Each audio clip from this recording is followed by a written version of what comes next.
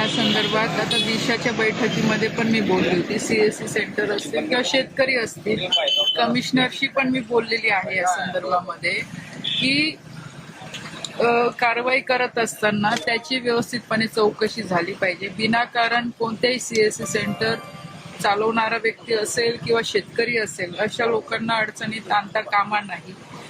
कारण की बऱ्याच वेळा असं होतं की जे जिओ टॅगिंग केलं गेलेलं आहे त्याचे पण एव्हिडन्स शेतकऱ्यांकडे आहे किंवा जे सॅटेलाइटच्या माध्यमातून फोटो घेतले जात आहे ते कोणत्या तारखेचे आहेत, त्याचा कालावधी काय आहे ते पण बघितलं गेलं पाहिजे. कारण की बऱ्याच वेळा शेतकऱ्यांचं पीक निघून गेलेलं असतं आणि ते सॅटेलाइट इमेज मध्ये येत नाही किंवा सॅटेलाइट इमेज आधीचे असतात म्हणजे मागच्या वर्षाचं, त्याच्यामुळे बऱ्याचशा अडचणी येतात आणि नको त्या शेतकऱ्यांचं नुकसान याच्यामध्ये होतं.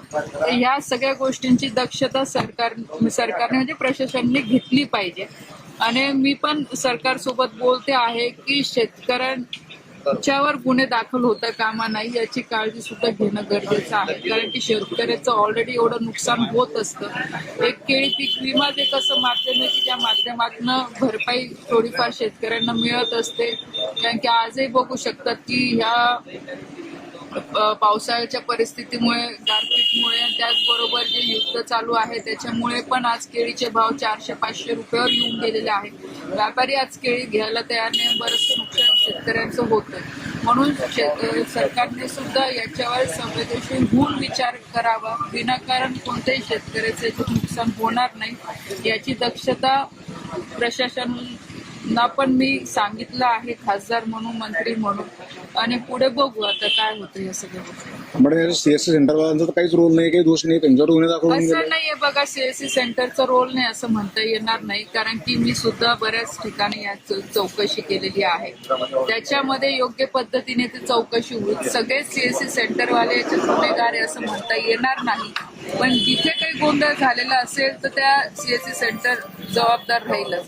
कारण की विनाकारण जर तुम्ही काही असे एजंट पण असे आहे याच्यामध्ये की जिथे शेती नव्हती त्या याच्यावर पण विमे काढून घेतलेले आहे. आणि ह्या चुकीच्या लोकांमुळे आज एवढं हजारो शेतकऱ्यांचं नुकसान आज त्याच्यामुळे होतंय ना. तर याची पण दक्षता सीएससी सेंटरच्या लोकांनी केलं पाहिजे. जर तुमच्याकडे पक्का एव्हिडन्स असेल, सातबारा असेल, त्याची नोंद असेल, त्याच्याशिवाय विमा काढायलाच नको. कारण की काही ठराविक एजंटमुळे आज हजारो शेतकऱ्यांचं याच्यामध्ये नाव येतंय, त्यांचं उगाच नुकसान आज होतंय. आणि आज आपण जळगाव जिल्ह्याची परिस्थिती बघू शकतो की केळी आपली हे मेन पीक आहे. केळीचं उत्पादक आपण घेत असतो, पण त्याला चॅलेंजेस पण तेवढ्याच आहेत. बऱ्याच वेळा गारपीट होते, पाऊस येतो, भाव कमी होतो, जे की आता सुद्धा तीच परिस्थिती शेतकऱ्यांची आहे. म्हणून विमा आपल्यासाठी खूप महत्वाचा आहे. आणि त्याला काही ठराविक लोकांमुळे त्या विम्याच्या योजनेला गालबोट लागता कामा नाही याची काळजी घेणं हे नक्कीच गरजेचं आहे. म्हणून जे याच्यामध्ये गुन्हेगार आहे तर सरकार त्याच्यावर कारवाई करायचे आदेश काढलेले. पण नक्कीच याच्यामध्ये शेतकऱ्यांचं कुठे नुकसान होतं कामा नये, शेतकऱ्यांना गुन्हे दाखल होता कामा नये. सीएससी सेंटरवाले जे आहेत खरोखर ज्यांनी चुकीचं काम केलेलं आहे त्यांना तर या गोष्टीमध्ये अडचण येईल. पण जे प्रामाणिक आहे, ज्यांनी केलेलं नाहीये, नक्कीच त्यांच्या वतीने किंवा त्यांच्या बाजूने मी आज बोलायला तयार आहे किंवा मी नक्कीच त्यांची बाजू मांडली. गुन्हे दाखल केले सरकारनं, कारण त्यांची कृषी विभागाची प्रक्रिया सुरू झाली आहे ती. या संदर्भात मी तेच सांगते. मी कमिशनरशी मी स्वतः बोललेले आहे. ते म्हणे ताई गुन्हे आम्ही काय दाखवले त्याचं व्हेरिफिकेशन केलं जाईल. पण जिथे आढळलं जाईल की जे सीएससी सेंटरने आता जर असे 200, 300 विमे काढून घेतलेले आहेत की ज्याची कुठे नोंदच नाहीये किंवा ते शेतकरीच तिथले नाहीये, तर ह्या गोष्टीचं पण ते चेकिंग करावं लागेल ना. कारण आज हजारो शेतकऱ्यांचं याच्यामुळे नुकसान होतंय.